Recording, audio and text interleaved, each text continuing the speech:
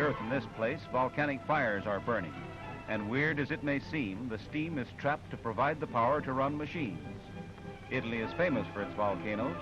Vesuvius, of course, is the most renowned smoking mountain in the world, and Mount Etna, too. It was a weird volcanic place like this where the ground smokes and boils that the Romans believed was the entrance to the infernal regions. But today, in this devil's cauldron, they're using the steam for power in factories. 600 feet into the air, the steam shoots roaring and hissing. And now let's go on to an industry. 5 tons of high explosives. Here's one of the planters of dynamite. They're going to give us a blast worthy of the Duce himself. The red flag waves danger. The whole side of the mountain is blown away. You would think a blast like that would pulverize the white stone into dust without a splinter big enough to carve the statue of a peanut, but not at all. Most of the marble comes out in huge chunks, and tomorrow men will go to work shaping these chunks into the beautiful statues with which Mussolini is decorating all Italy. Of the artisans of Italy. L'artigianato che documenterà al mondo la maestria e la genialità dei vostri artigiani. He tells how the Italian skilled workers prove to the world their mastery and ingenuity, and that brings us to the human element of industry. In the drama of man and machine, the Duce is trying to maintain harmony. He handles labor problems with a firm hand. Strikes are forbidden. Employees and working men are compelled to arbitrate their disputes. But the blacksmith's son prides himself on his sympathy with the masses of men who labor. He goes among the workingmen, fraternizes with them, talks matters over. There's an old familiar iron hand in the silken glove. Living conditions are being vastly improved. In one city after another, splendid apartment houses have been built. Ancient tumble-down buildings have been torn down and replaced by up-to-date structures. There are schools with the latest educational facilities. There are great hospitals. And now comes Mussolini's Forum, built in the manner of the ancient emperors. It was here that a terrible tragedy occurred, a terrific landslide. The earth slid out from under a town. And all of Montevulture went crumbling into ruins. And what had been a fine old town of pleasant homes was just a jumble of mortar and stone and dust. And this was all that remained of the pleasant town of Montevulture. Instantly help came from Rome. Here's how they took care of the homeless. The survivors were housed in a city of tents. Yes, and these homeless children had to be taken care of, and the Red Cross was on the job night and day, just the way the Red Cross is in all lands.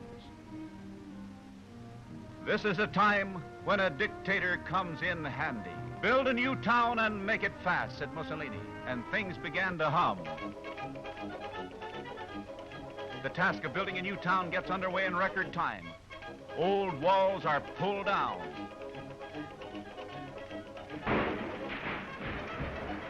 Amid crashing and general hubbub, the men attach ropes and cables, and then down they come.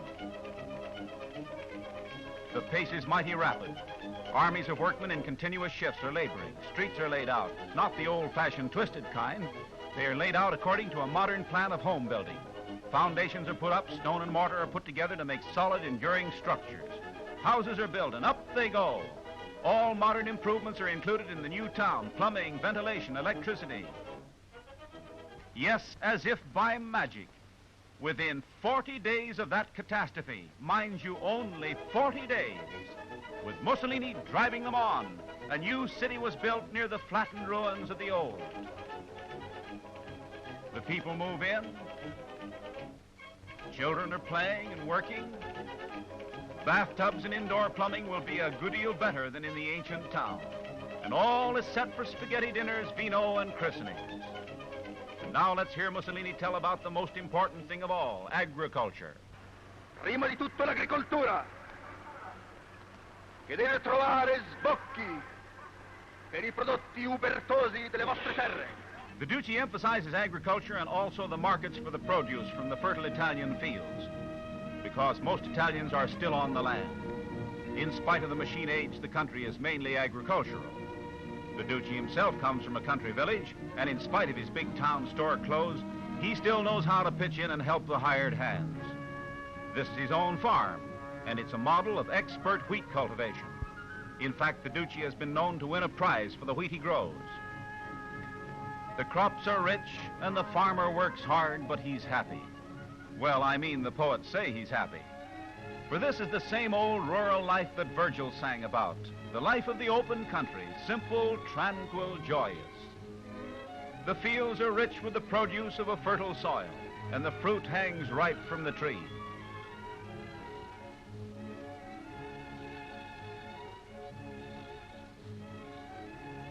And of course, there are domestic animals everywhere in Italy.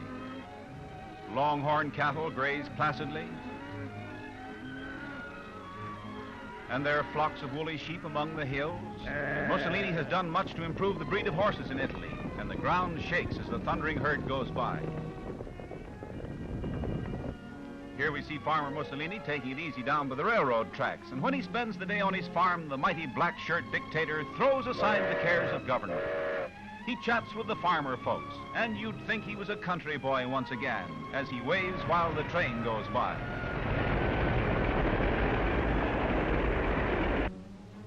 Bright and early the next morning, the produce is loaded for the market, fruit and vegetables, and a long line of trucks goes rumbling along the road to the neighboring town. And the trucks are ingenious. They are built to open up and serve as vegetable stands at the market. And what a handsome marketplace it is. South of Rome is one of the most infamous plague spots in the whole world. Every school history of the Roman Empire tells of the Pontine Marshes, a great stretch of swampland south of Rome. The ancient Romans, 25 centuries ago, tried to drain them. The popes of the Middle Ages tried to drain them. They all failed. They couldn't do it. The Pontine Marshes during the long procession of centuries remained a region of deserted, pestilent, fever-breeding swamp. For 2,500 years, the Pontine Marshes were a blot on Italy. But today, Mussolini has accomplished the historic task. He has drained the Pontine Marshes, and the swamps have been turned into solid, rich farmland, ready for the hundreds of thousands of happy peasant folk. Already the first town has been built and dedicated, and they call it Mussolinia. Hail Mussolinia. And now comes the feast day. It's the grape festival, and a mighty pleasant time that is, because grapes mean vino, Chianti, Lacrima Christi, Asta Spumante. In Italy, they have many things, one of which is not prohibition. They also have no beer parades. This is a wine parade. And they don't sing, "We want beer." They sing, "We have wine."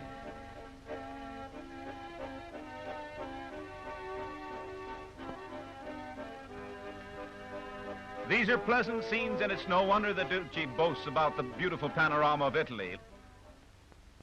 Finalmente il turismo! Poiché voi potete offrire al mondo panorami incantevoli e città dissepolte che non hanno le uguali sulla faccia della terra. You can't blame Mussolini for boasting about the glories of Italy. Yes, Italy is a land of beauty, a land